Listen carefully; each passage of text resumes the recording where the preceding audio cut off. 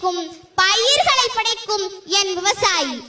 கடவுளுக்கு நிகராக புதிக்கப்பட வேண்டிய விவசாயி நம் நாட்டில் மதிக்கப்படுவது கூட கிடையாது.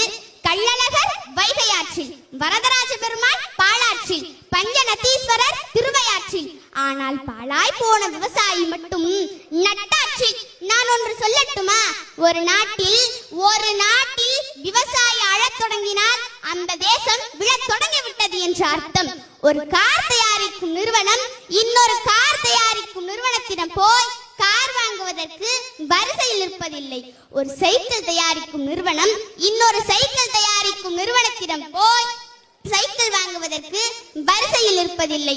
ஒரு சட்டை தயாரிக்கும் நிறுவனம் இன்னொரு சட்டை தயாரிக்கும் நிறுவனத்திடம் போய் சட்டை வாங்குவதற்கு வரிசையில் இருப்பதில்லை.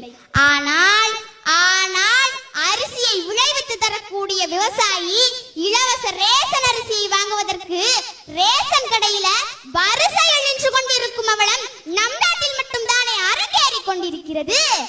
அவன் விளைவிக்கக்கூடிய பொருட்களுக்கு அவனால் விளைவிக்க முடியாத ஒரு நிலை நம் நாட்டில் நிலவுகிறது.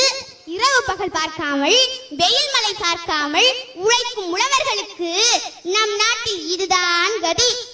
3 வேளை உணவு உண்கிற ஒவ்வொரு மனிதனும் ஒரு நாளைக்கு ஒரு முறையாவது நினைத்து பார்த்து நன்றி சொல்ல வேண்டியது விவசாயிக்குத்தான். நம்மில் எத்தனை பேர் இதை செய்கிறோம்? நன்றி, வணக்கம்.